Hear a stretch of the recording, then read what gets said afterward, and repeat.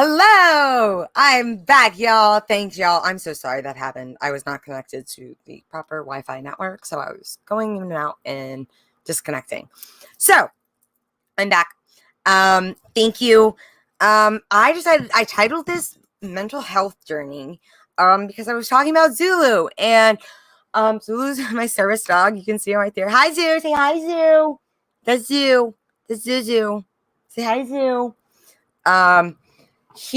I adopted him. Okay, maybe I should start from the beginning. Maybe I should wait till I have people. But yeah, I titled this my mental health episode to talk about wow, getting Zulu and everything I wanted to say that was going to go on my Patreon page. Which if y'all go on my Twitter, there's a link to my Patreon page there if you want to follow and subscribe to my channel. I'm going to be doing a live stream this weekend about the climate crisis there. So my mental health journey. Zulu was, I adopted him. So, my mental health journey. I'll start from the very beginning. I have had anxiety and struggled with depression for as long as I can remember. Here, I'm going to say I'm back.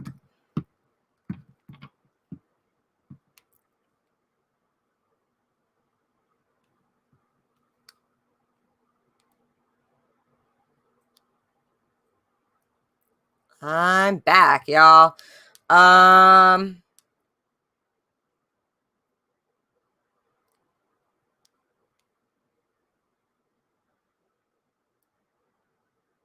Oops.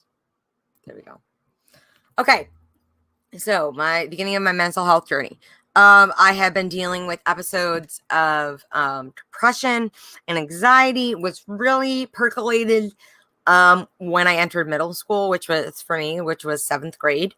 I entered middle school and I immediately was like triggered and fell into a depression and like completely disconnected from people, barely left my room.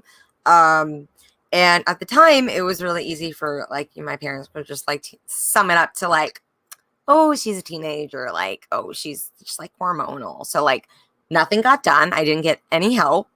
I just struggled and wallowed in depression for pretty much all of middle school. And then 8th grade came, and that's when I remember having my first panic attack.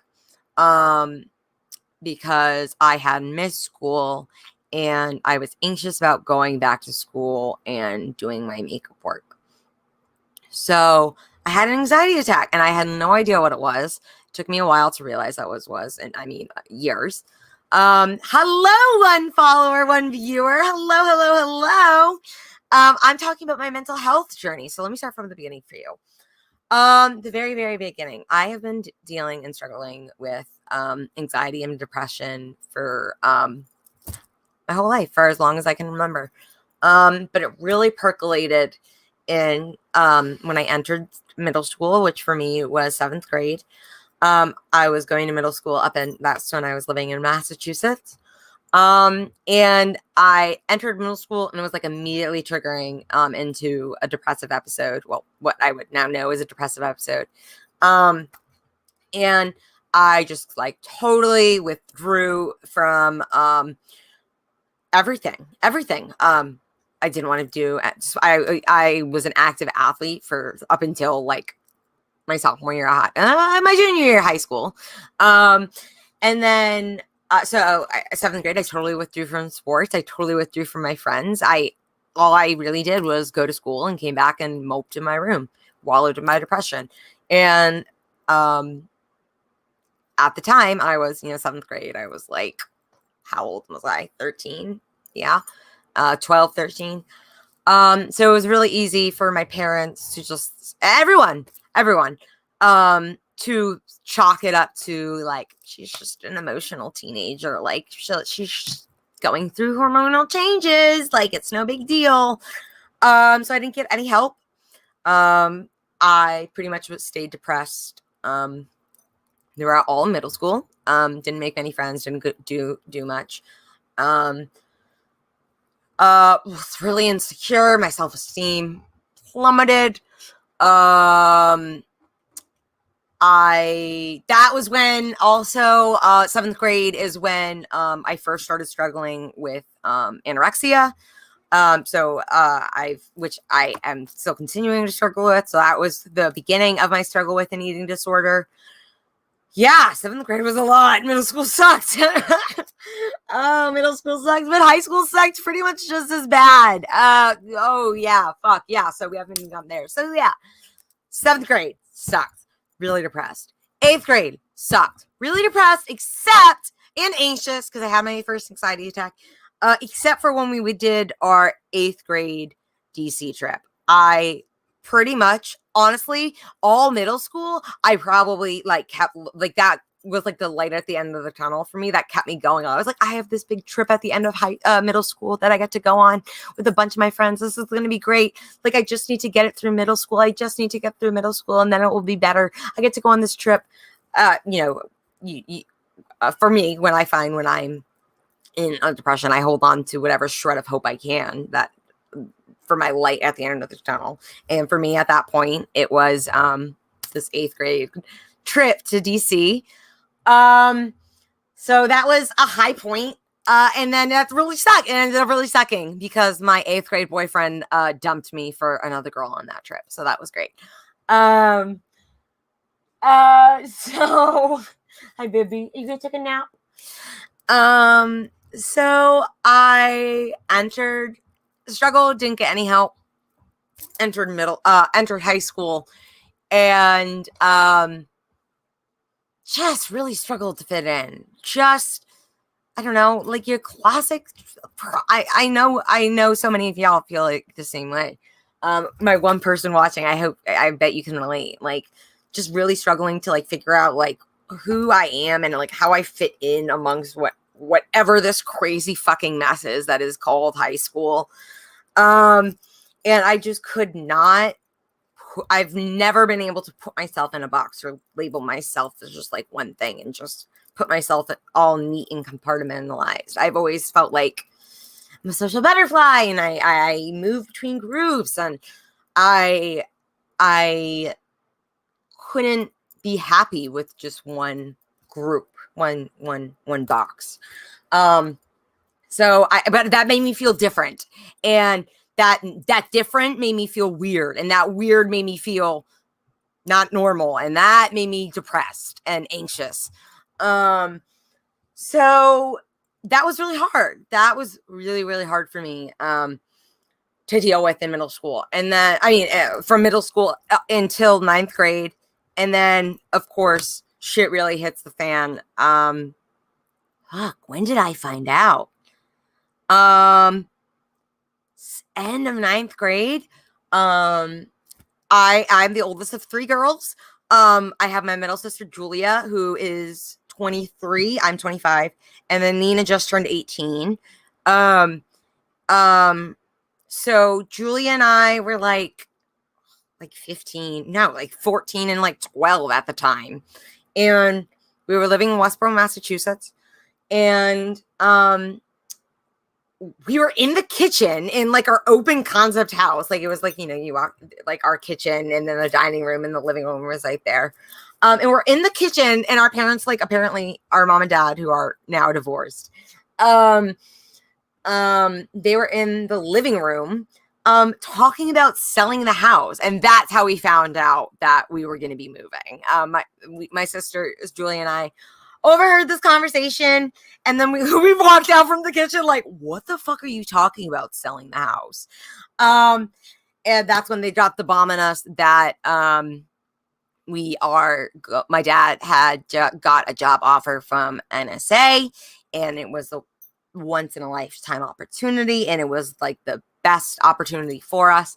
And that meant we were going to be moving to Maryland sometime soon, but he was going through because he was doing it through NSA. There's a whole trials and tribulation of pre-employment that you have to go through. And that was crazy. So it meant finding out, that was like, yeah, end of 9th grade. And we didn't move till January of 10th grade. So that was hard. And at the time when I found out we were moving, I was like, oh, that was like my light at the tunnel then to like help me get through what I was making friends. I was a little more social in 9th grade. But still feeling weird, still feeling like an outcast, still really struggling with anxiety, especially around school. My new light at the end of the tunnel then was, oh, I'm going to be moving. It's going to be this great new fresh start. This is going to be amazing. So I looked forward to that and I thought this was great. And be careful what you wish for, y'all, because I, for so long, asked the universe, like, please let us move. Please let us move.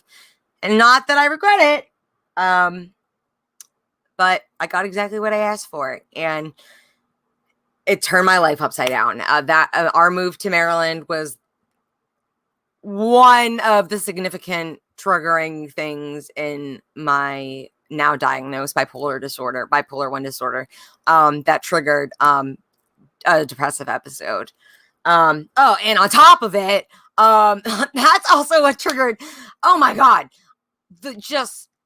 the worst skin outbreak that you could ever imagine. I was breaking out in purple spots on my face, and it was crazy. I haven't had anything like it since, but like in the months leading up to our move, I was like in such an anxious state. That's what I believe it was. Such an anxious state that I like gave myself this crazy skin breakout.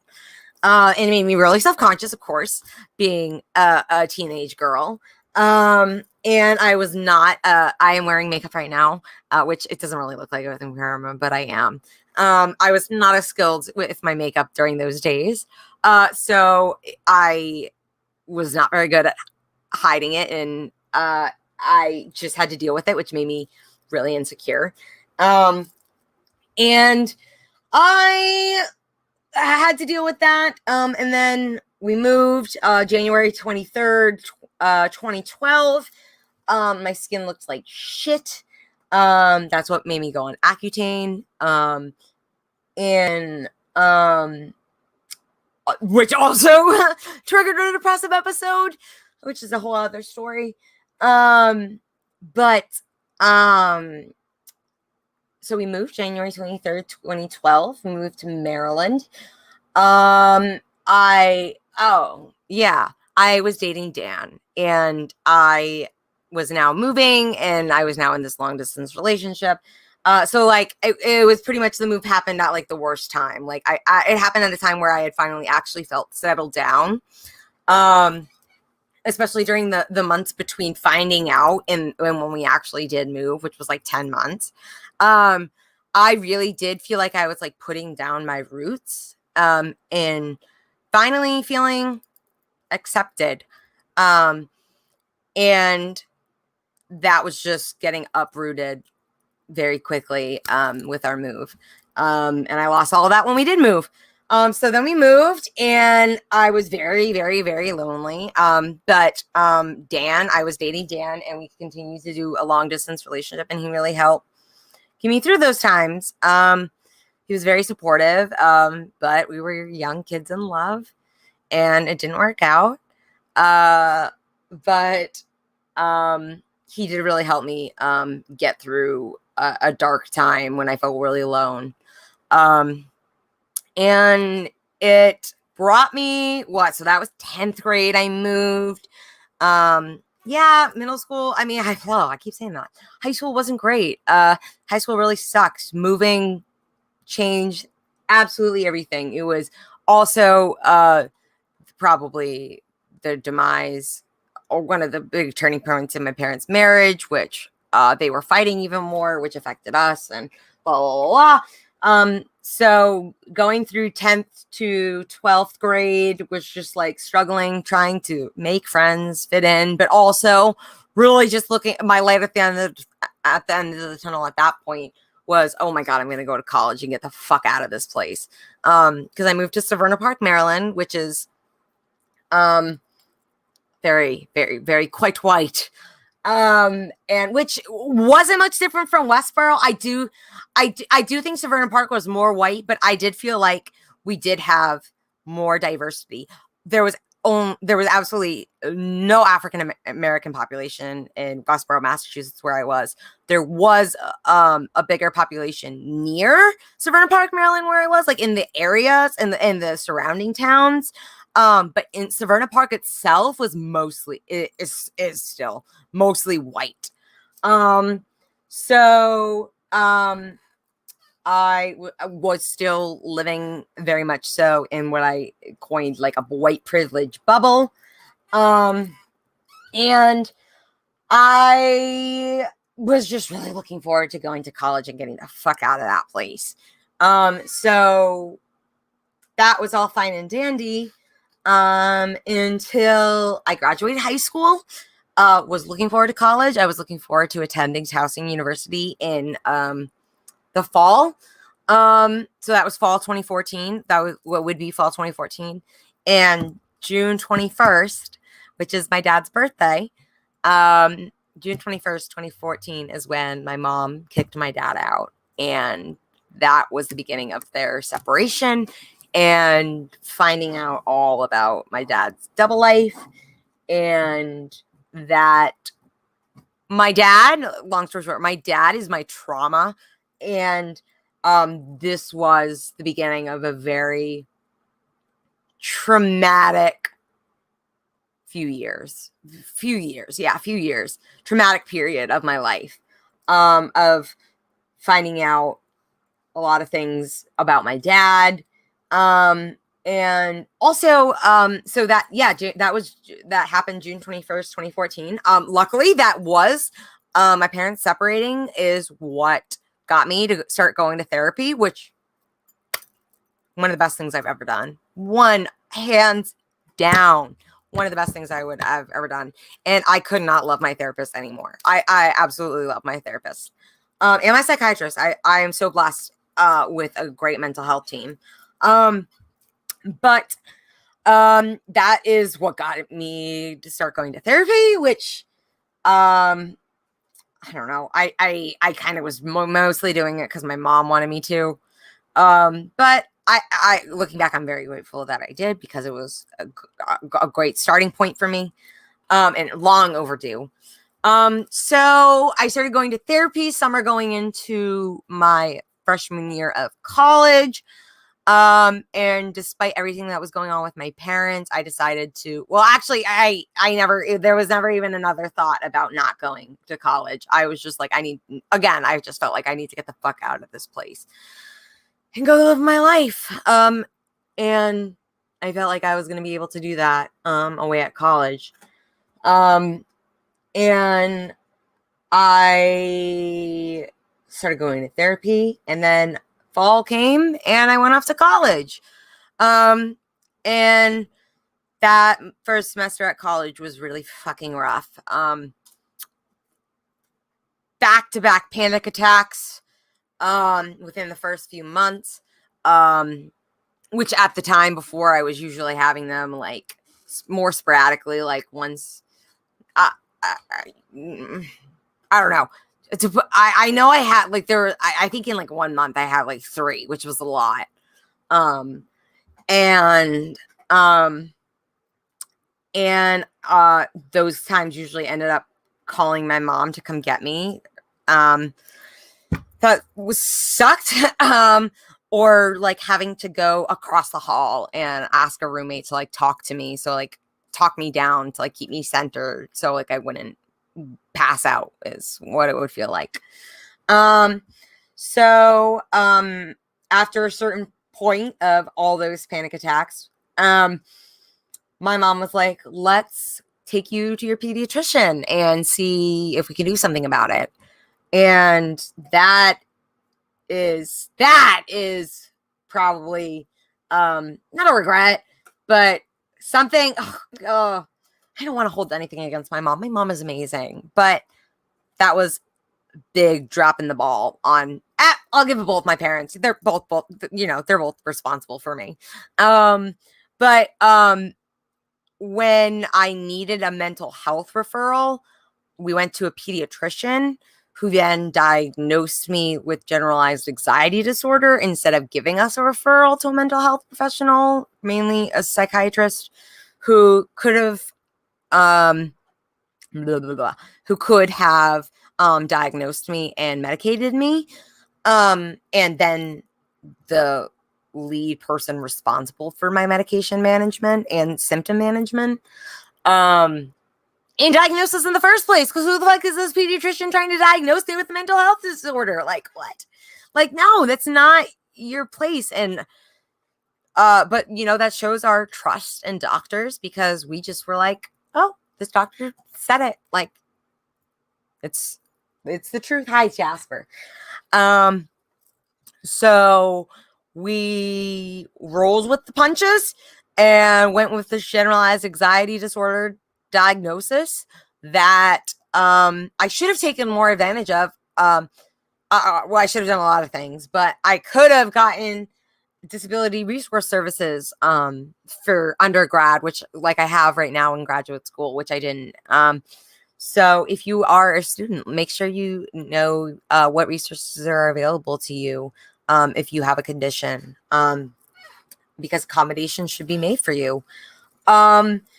So I did not know that I could get accommodations. So I really struggled with just, oopsie, like asking for my professors for extensions on a lot of things, because I would just like get all anxious and procrastinate.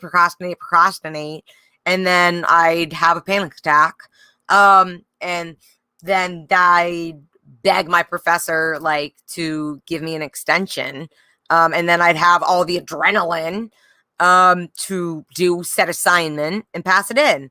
And it was a disgusting, anxious cycle, anxious and oppressed cycle. And I really struggled with that throughout college. Even being medicated on what was it, Lexapro. You know, that wasn't what it was. What it was bipolar 1 disorder. And I probably could have been diagnosed with that. Probably. See, that's the thing though. So I'm well, okay. Well, let's talk about that. So fast forward to my, let's talk about Wilson. Cause during that time, shortly between my freshman year of college and my senior year of college. So between fall semester of my freshman year, it was November of my freshman year of college, 2014, is when I was diagnosed with generalized anxiety disorder and put on Lexapro. And my senior year of college, April 4th, 2018, is when I was diagnosed with bipolar 1 disorder. So during that time, a lot happened. Again, that's, but it was like the anxious, depressive cycle. But also during that time is when I adopted Wilson. And Wilson is my first emotional support animal. I adopted Wilson because, okay, so like, oh my God, he's my cat, one of my cats. Jasper is another one of my cats who is right here. And oh my God, now I consider myself an animal person for sure. I am an animal lover. But I used to consider myself a dog person, and like, oh my God, I can't be a dog person and like cats. Of course not. So I was very anti-cat. And I didn't have a great experience with many cats. I didn't know any lovable cats. And I was just very scared of cats. I was a baby. But I was in college. I was struggling. I had always grown up with a dog, which I loved loving. And I found myself my sophomore year of college, like really, and I at this point I was living in an apartment. I felt myself really needing something to take care of. And I am glad I did, because it led me to adopting Wilson, which is easily one of the 3 best decisions I've ever made in my life. But oh my God, I will never forget the fear I had leaving that PetSmart that day. So I adopted Wilson. I was on Pet Finder. I was looking for cats in my area. But then there's also a PetSmart in the Towson area that I went to. And they partnered with this rescue called Animal Rescue Inc. that had some cats. I hate it. Like, there. I hate it. Like, on display, but like, it sucks. But like, yeah, I wish it could, like, I've seen other ones that were like more of a play area that looked like better, but this one wasn't nice, pretty. It was just like a glass area with the kennels for the cats. And that's what drove me to that one. And I was going to adopt this one cat. So I was living with a roommate. Oh my God, that's a whole other story, but I'll do a episode one time of my roommate sagas. But I was living with this girl, Jen. And she had a puppy named Penny. So we needed, if I was going to get a cat, I needed a cat that was going to be good with dogs. And I knew eventually I was going to get a dog. So it was for everyone's best interest that I got a cat that was good with dogs. So I, told the rescue that, for this one cat. And then they were like, oh, wait, hold on. Like, last minute, they're like, oh, wait, hold on. This cat isn't good with dogs. So I started looking all over again. And I went back to PetSmart, and kind of hung out with the cats. And Jen said, I really like this one, Tinsel, over here. And, that was Wilson's name before, Tinsel. And I was like, okay, like, I like it. Like, sure, why not? And Jen is who picked Wilson. And that's what got me to Wilson. So that was the silver lining of my relationship with Jen, is that I got Wilson out of that. I adopted Wilson, and the day I adopted Wilson, I was absolutely struck with pure fear, thinking I am making the checking out. So I had him in his kennel, or in his carrier. We're checking out. I was with my boyfriend at the time. I was with Jen. And I'm just at the register checking out, like, what the fuck am I doing? What do I even, this is a cat. What do I know about cats? Who am I? What have I done? This is a disaster. And I was just like going down a rabbit hole in my head, a very deep, dark rabbit hole. And I'm just like faking it till I make it. Like, yep, this is great. Check it out with my cat. This is my cat. What the fuck am I doing? But I got home, let him out, and it's been amazing ever since. So hopefully you'll see him. He'll make an appearance at some point. Let's see, is he out in the hallway? No. But so that was adopting him. I adopted him May 20th, 2019.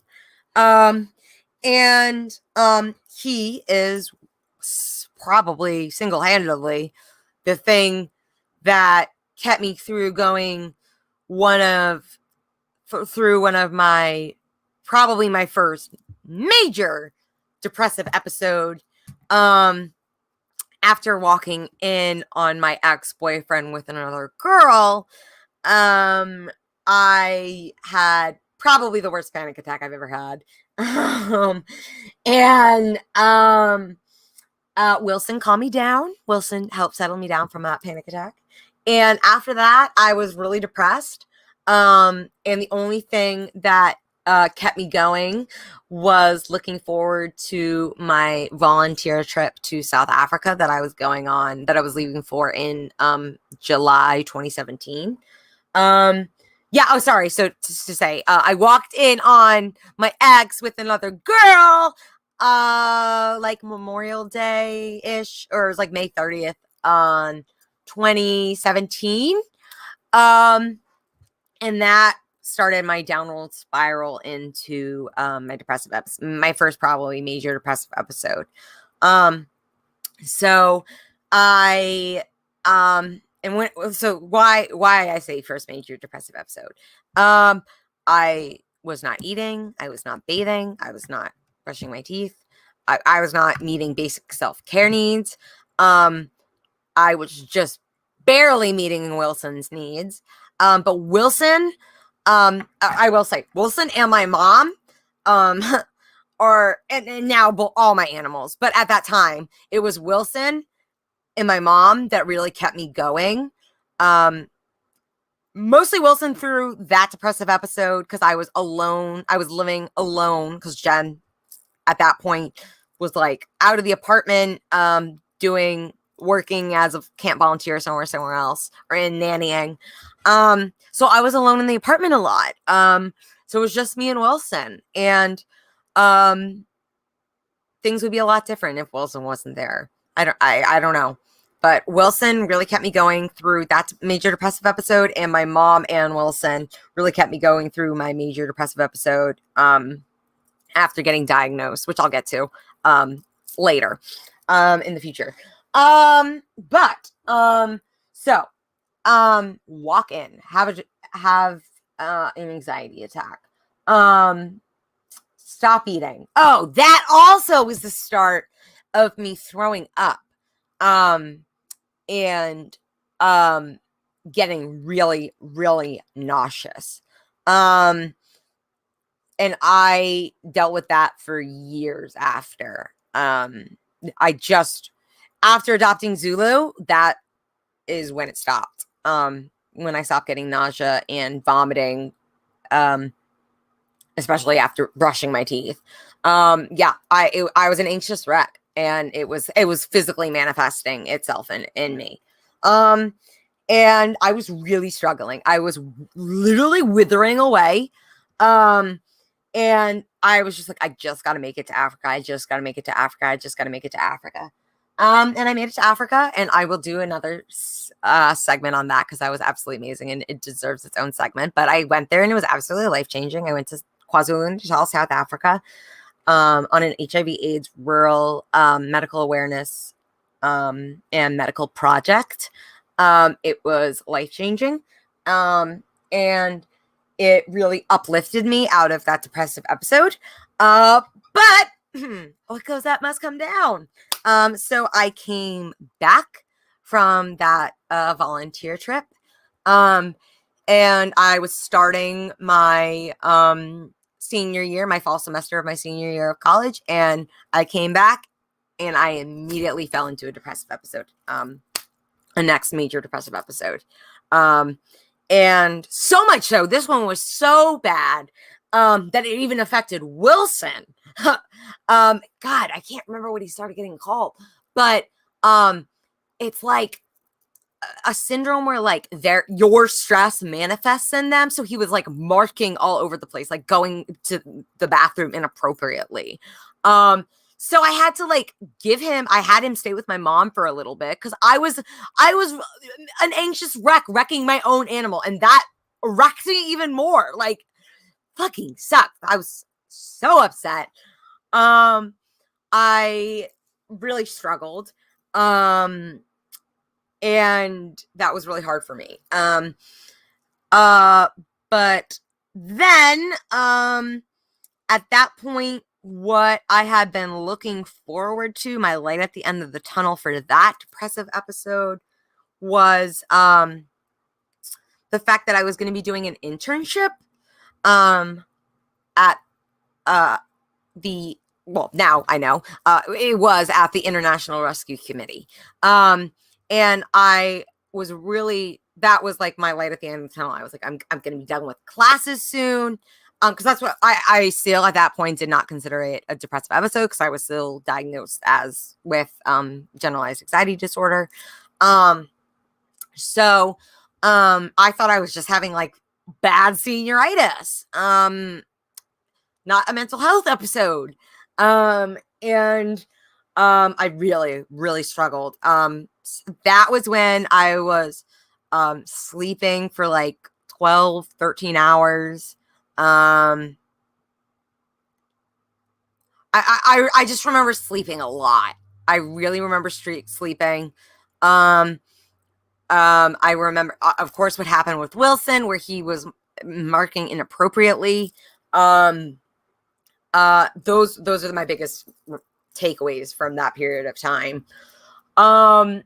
And yeah, so my light at the end of the tunnel was the fact that I was going to be going to do this internship for my spring semester of college. And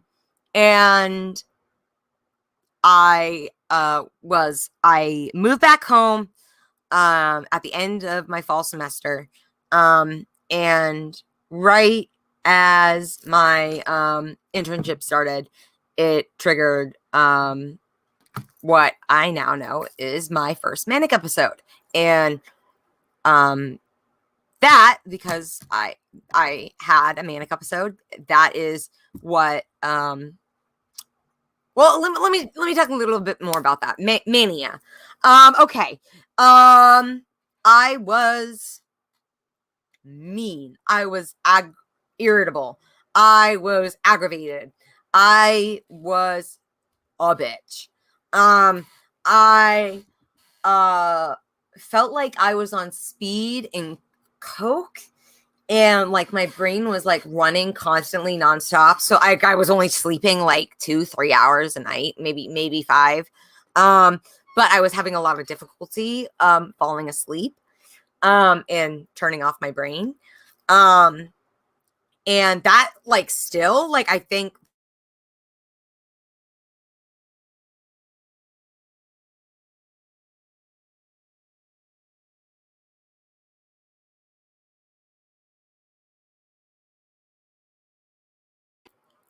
ah, I'm back. I'm so sorry. I was on a roll.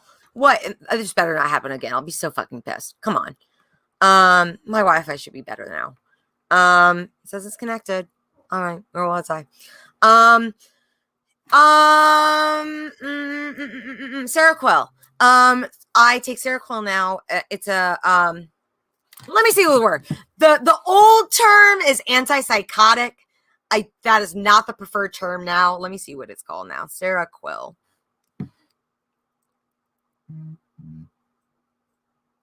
Yeah, when you still look it up, it comes up as antipsychotic because it's mainly used to treat psychosis, schizophrenia, schizoaffective disorder, bipolar disorder, and dementia. Psychotropic medication. There we go. Psychotropic. That's the preferred term. So I've been really bad about like switching my brain off ever since I've had my first manic episode. So again, talking a little bit more about that manic episode. I had been living at home and I was so irritable and aggravated. I felt like I couldn't live at home anymore. And I spent a shit ton of money on an Airbnb to go move out for a month. Hi, new person, new viewer. Hello, welcome. Talking about my mental health journey here. You're at the part where I am in my first full-blown manic episode. And I was feeling invincible, like immortal. Like I was going to take on the world. I was going to run for president. I was going to do all this, that, blah, blah, blah. And I could not. So it's like I was getting a bunch of great ideas, but in Mania, you can't follow through on them because you're going through like with this like lightning flash thinking. So it's really hard to well, for different reasons. It's your memory and concentration are affected in a manic episode, just like in a depressive episode. Because of like the high level of or the imbalance of chemicals that your brain is experiencing. So oh, sorry guys.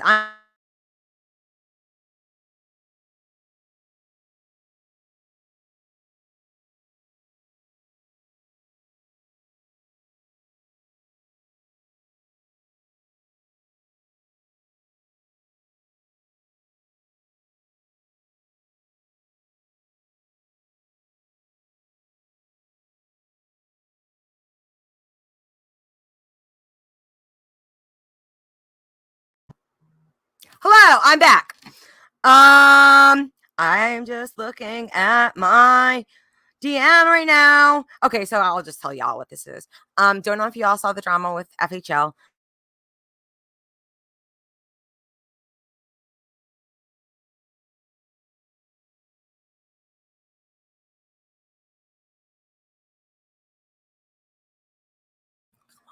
I'm bringing back the Populist Voice Network. This is the original network I started with, where Rome and Nick discovered me. Anyway, I want to offer each of you the opportunity of having your own podcast show on PVN details. So now we're picking a time. People are loving it.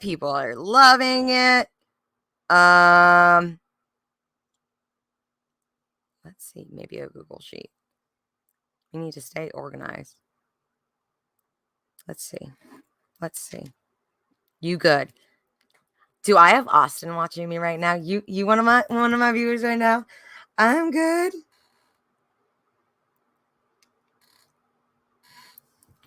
I just if you are watching, I just DM'd you back on Twitter.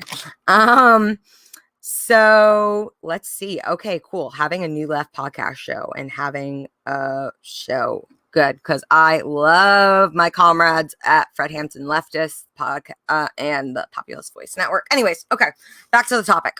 Live streaming. Sorry, y'all. I'm getting major distracted. Let me just clear now these notifications. Okay,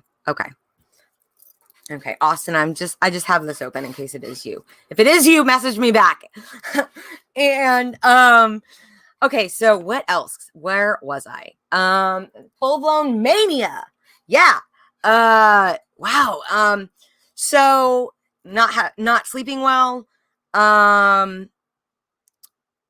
not sleeping at all. Lack of sleep. It's like literally it's like the complete opposite of depression for me. When I'm depressed, I have low motivation. I'm lethargic. I am fatigued. I cry a lot. I am emotional. So I am emotional. That's similar for both of them. And memory and concentration being impacted is also very true for both of them. But I went in like when I would consider myself very sad and depressed in my depressive episodes.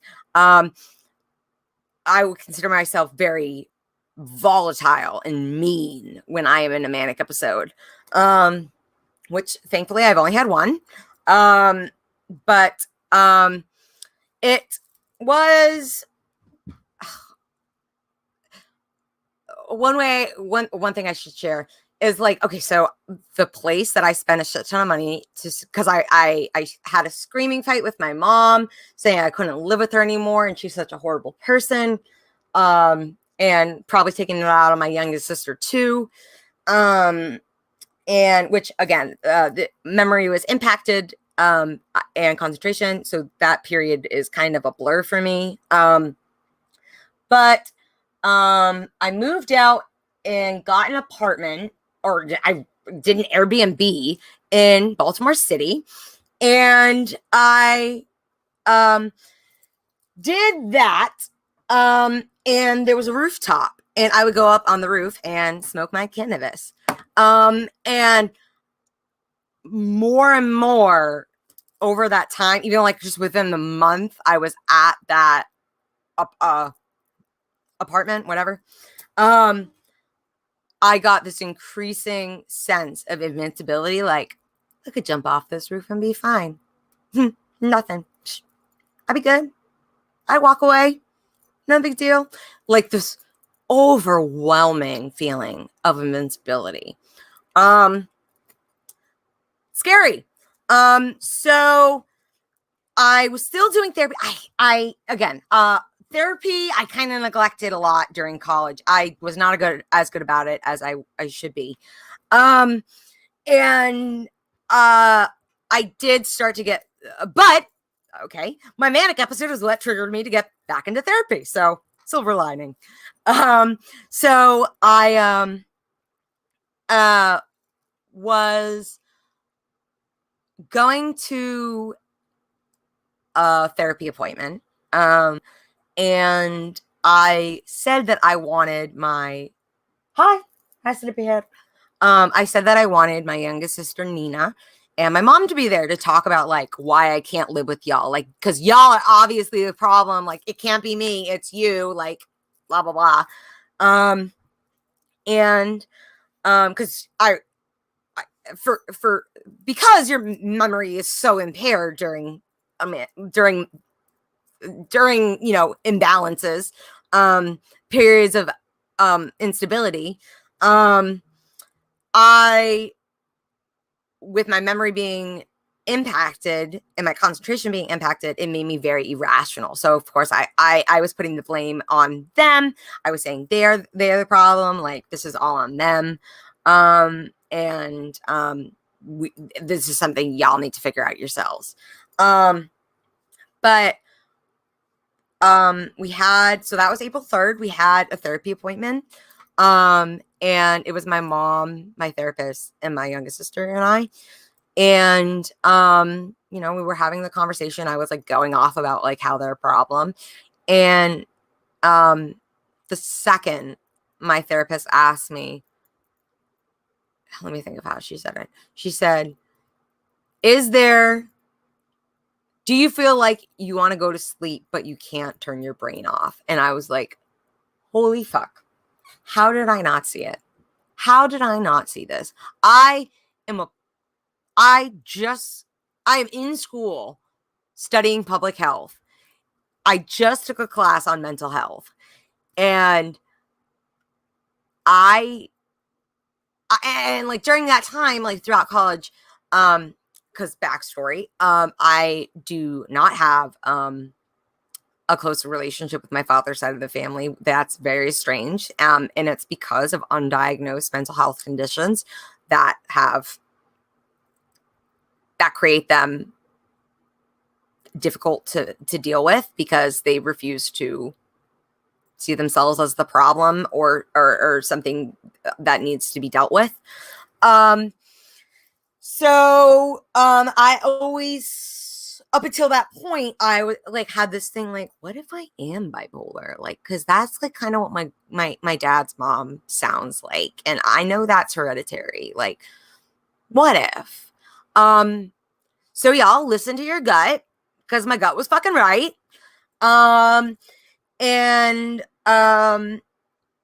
Yeah, that is when I realized I had bipolar disorder. And the next day, my therapist had already set up an appointment with a psychiatrist at that same counseling group. And that is how I got in so quickly, got a diagnosis of bipolar 1 disorder, and got medicated that day. Otherwise, I have no idea. Like that terrifies me, thinking of the what ifs if I go down that path. That's really scary. Because I was unwell. I was really unwell. But I was medicated. I started out hopeful. I felt like, okay, I can get my shit together. I'm going to graduate, because I almost didn't graduate. And then I didn't know what that meant. Like, I don't know. I guess I felt like I was going to work, but I graduated college on May 25th, 2018. And then my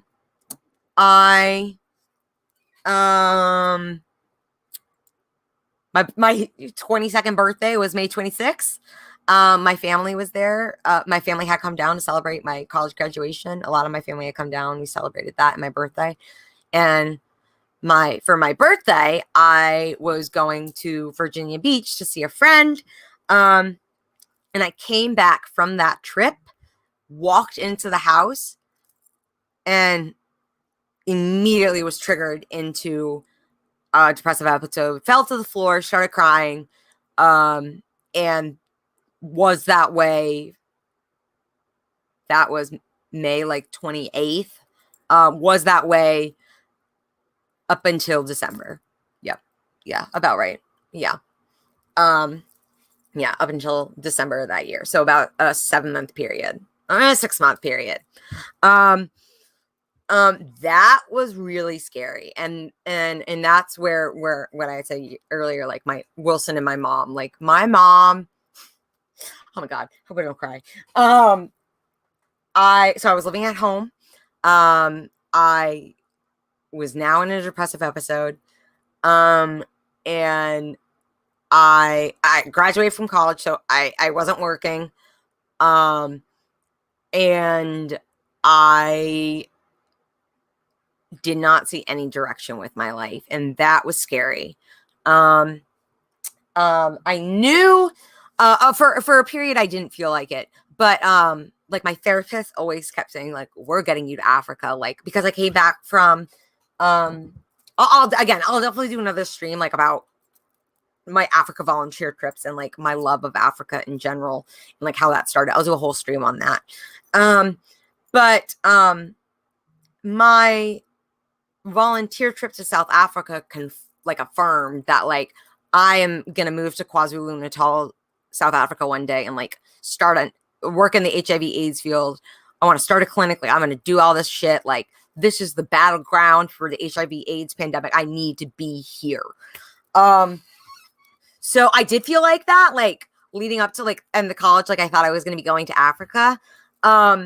So for a while I felt lost, but then slowly but surely, my therapist reminded me that, we're going to get you to Africa, and Africa was my light at the end of the tunnel, for that period of time. And that period of time, what did that look like? It looked like, sleeping 12, 13, 14 hours. No, I think it was about 12 hours. I spent probably equally 12 hours in my bed, 12 hours on the couch. I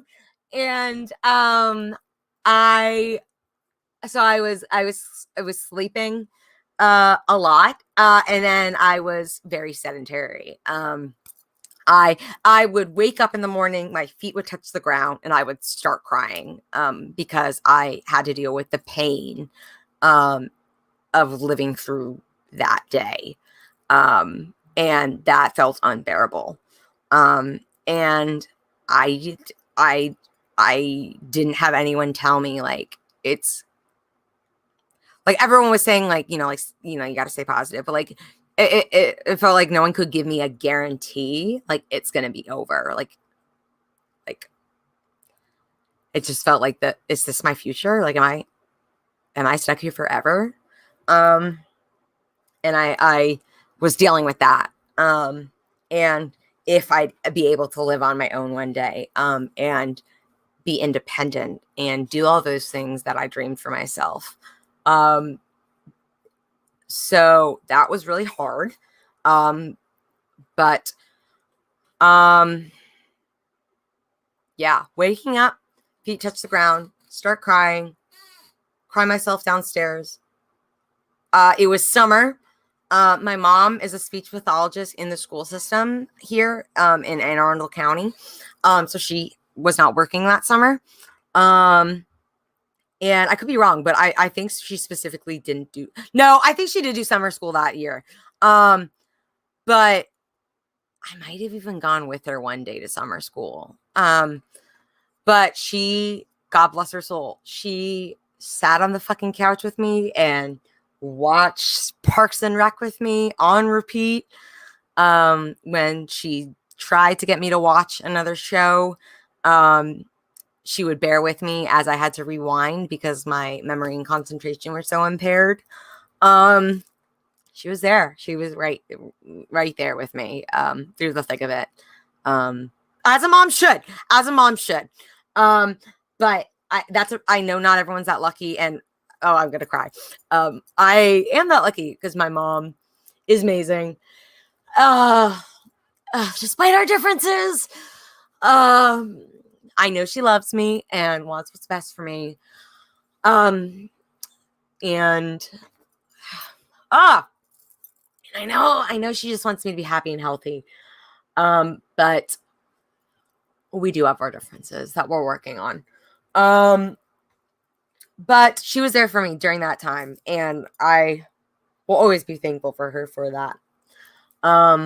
Because that was at the point where when I finally got suicidal, and that point is what got me to voluntarily commit myself to go to a psychiatric institution. So that was a huge turning point for me. Excuse me, just might wipe my tears.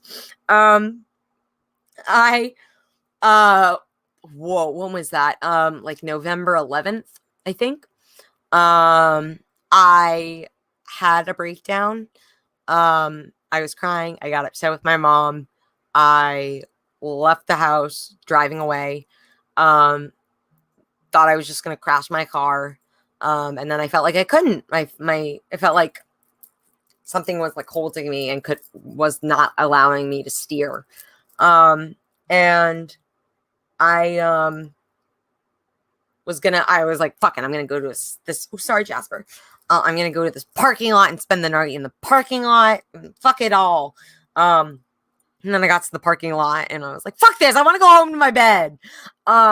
So I drove back home, and I like walked in the door, and I just started crying with my mom, and I was like, Mom, I just want to go grab a knife and end it right here and now. I'm done. I don't know what else to do. I am sick and tired of this suffering, and I need it to end. And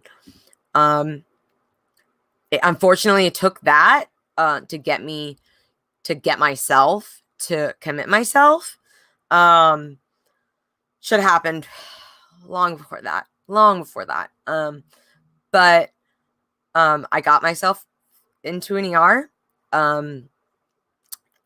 And I'll do a story on that another time. That was hard. The process of waiting for a bed at a psychiatric facility. I did not know that meant I was going to be spending about 48 hours in the adult psych ward of the ER. I fucking didn't know that, and probably would have rethought my plan if I had.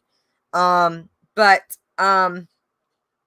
if you ever have to feel like you need to commit yourself to a psychiatric institution, I believe there's other ways to do it besides going to the ER. Message me, follow me on Twitter, DM me. We'll figure it out. But I'm pretty sure you can, like, I ended up getting a bed at Sheppard Pratt. The Sheppard Pratt in Ellicott City. And I felt like that was fitting, and kind of like a full circle thing, because Towson University's campus, there's a Sheppard Pratt institution right next to it. So there was always rumors about Sheppard Pratt, and I was like, I would end up here. This is full circle. So after 2 days, I finally got myself, or there was finally a bed available in Sheppard Pratt, Ellicott City. And I had to take an ambulance ride to there, which thank God insurance covers.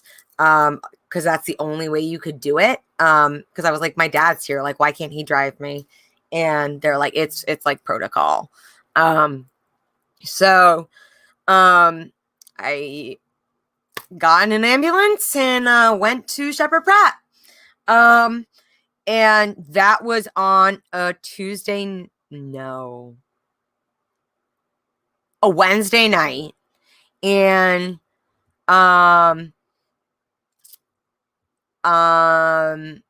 yep, that was on a Wednesday night. And then I got to Sheppard Pratt late that night. Pretty much just like got checked in, went straight to bed. And that was beginning of a 6-day stay at Sheppard Pratt, which was life-changing for the better. Please do not wait. Please, if you can learn anything from that, like, do not wait till that point to ask for help. to ask for that kind of help, because I knew I could have done it before, and I kept saying I was in denial. So you will save yourself a lot of pain and suffering if you just listen to your gut and say, I need help. Let me go ask for help. Instead of worrying about the stigma. I was worried about the stigma, and I was worried about like, oh, I'm not there. Like, I'm not that crazy. I was stigmatizing myself. I was being ableist towards myself. That hurts thinking back on, because I got there. It was great. It was great for me. Really helped. Probably the biggest thing about being there that helped was that I was put on a new antidepressant called Trintellix, and literally that, after like, I want to say like 4 days, one day it was like a light bulb went off, and I was like, whoa, the gray cloud is gone. Like it was magic. It felt instantly like flick, like everything that had been holding me back in a depressive episode was just off. It was crazy. So yeah, I was really thankful for that. Sorry, I'm just checking my DMs right now.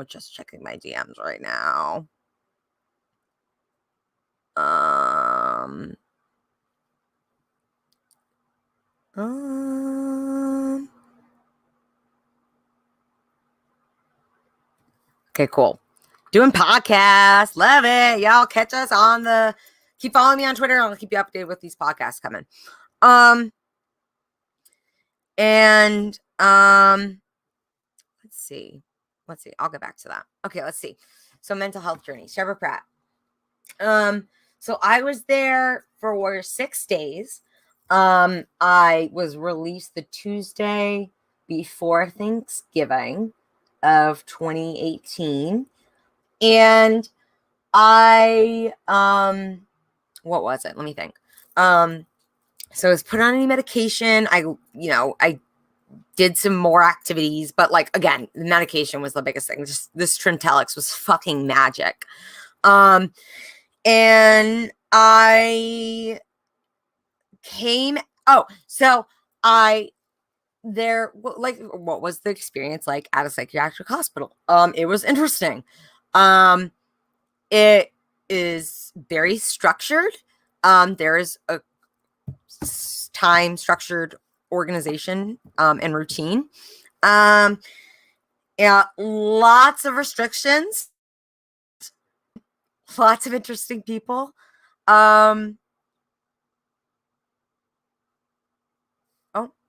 Pairing. Oh,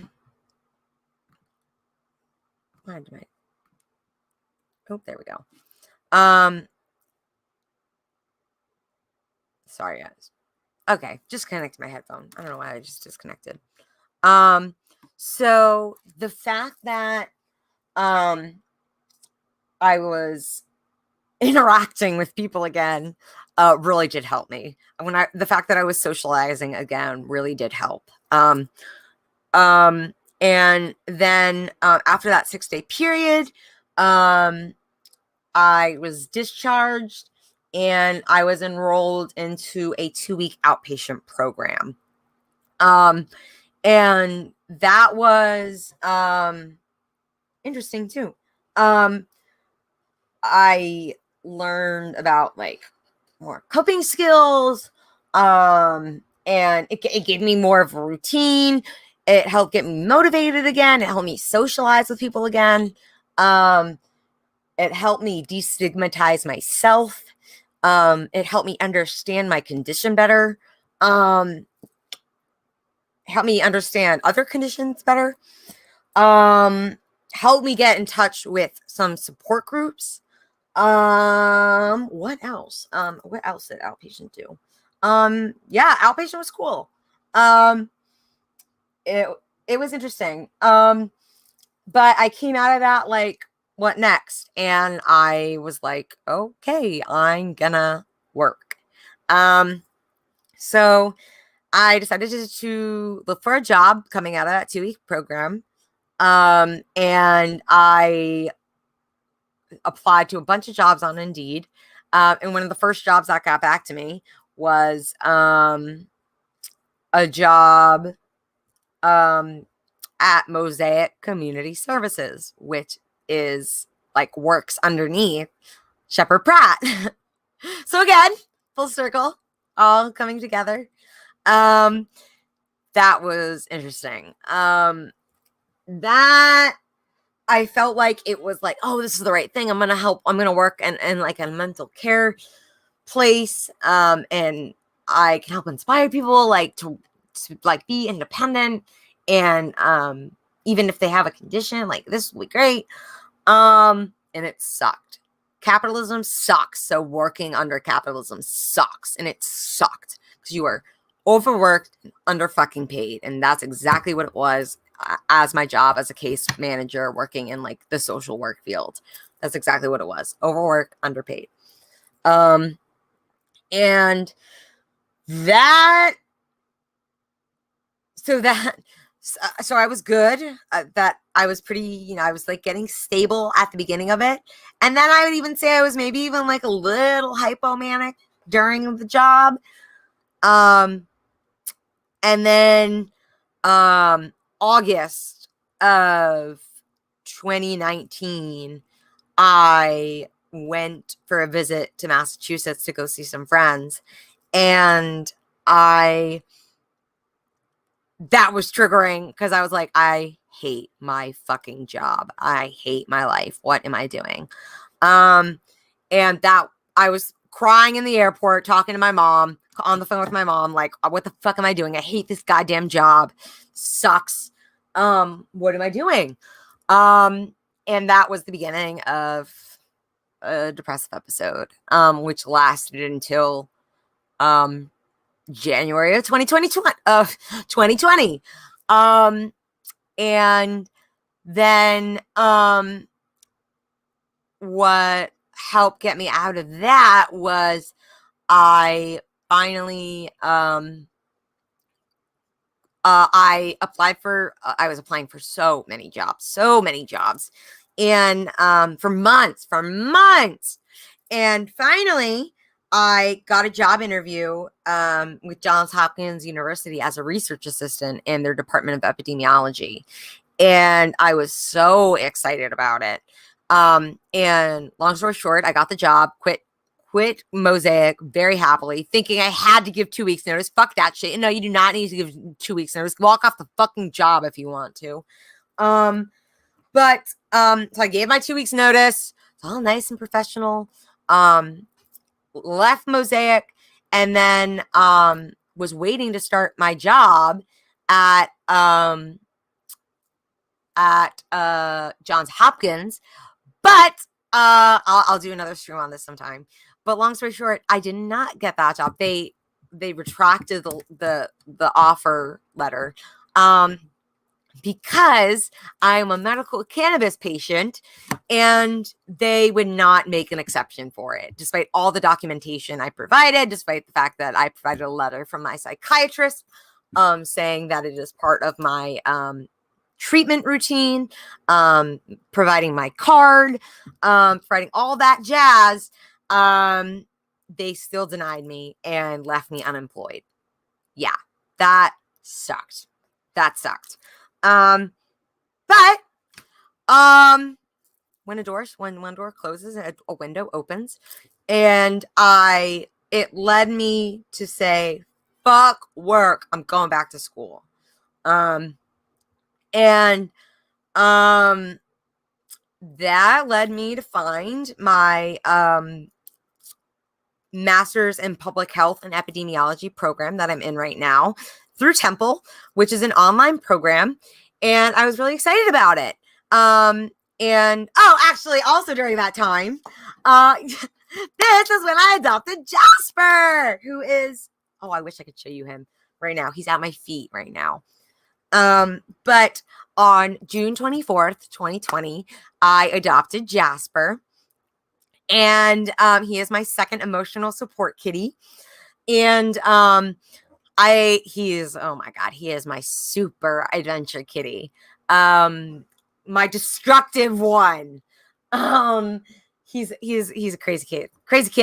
But yeah, he's my crazy kid. Keeps me on my toes. It has really helped with fighting anxious episodes, panic attacks, keeping me in a routine. It's been great. I can't believe I ever would end up with 2 cats, but here I am.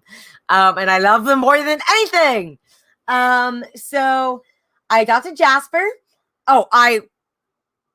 What was I doing? I was living with my dad in round 1 of living with my dad in a place down the street from Annapolis, from here in Annapolis. And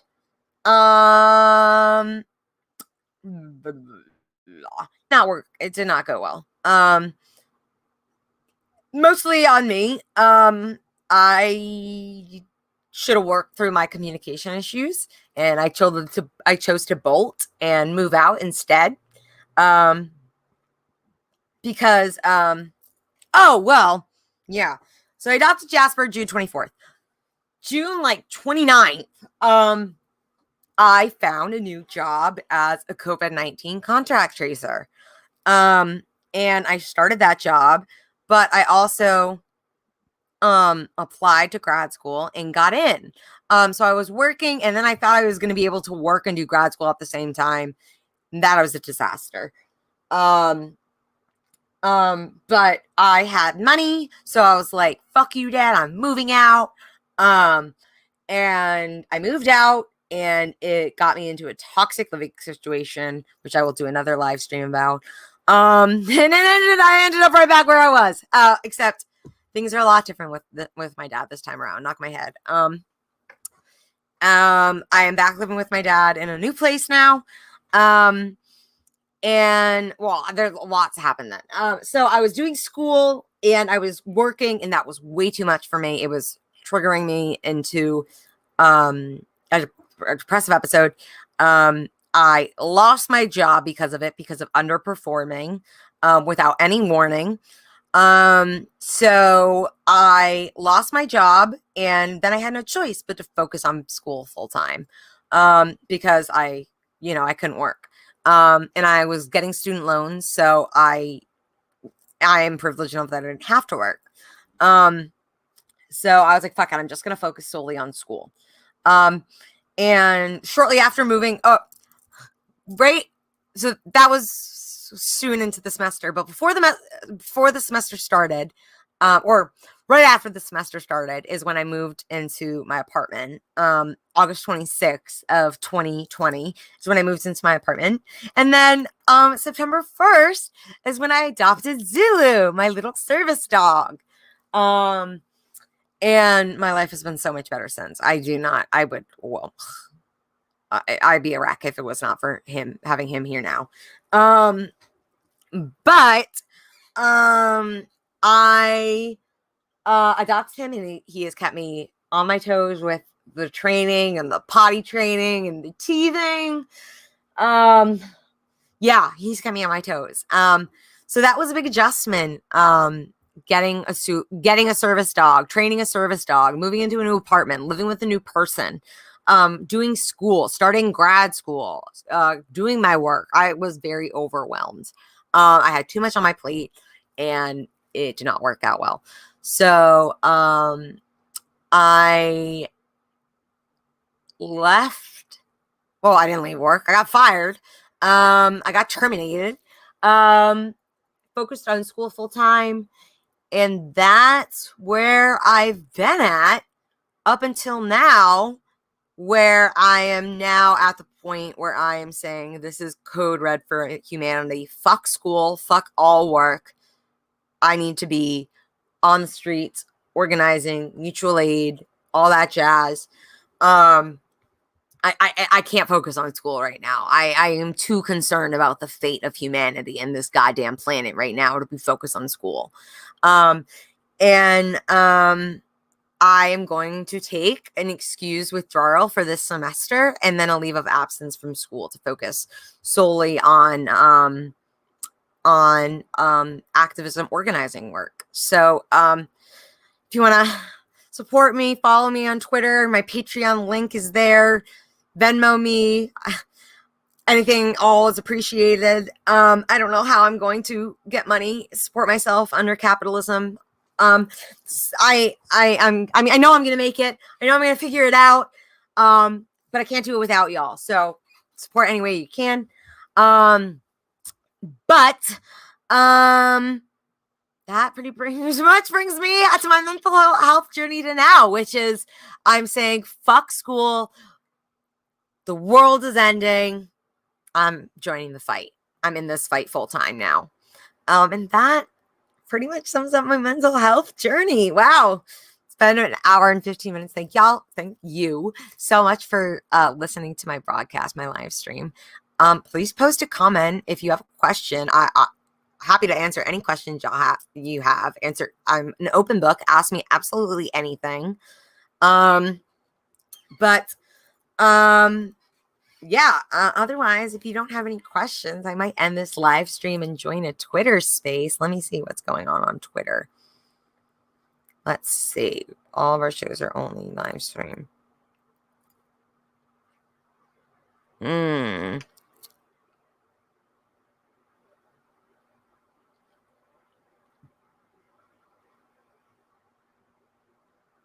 Cool.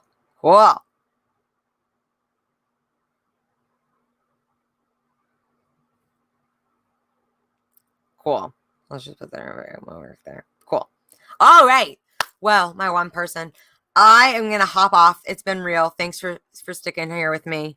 I'm gonna go join one of the no, I may not go join. I might join one of the Twitter spaces. Oh, I didn't make it back in time for Kami's Corner. Damn it. Well, I hope that I could have made that. But follow me on Twitter. DM me any questions you have, and I will do my next live stream probably tomorrow. I think I might do a live stream tomorrow. So thank y'all for hanging in there with me. I'm tuning out. Bye.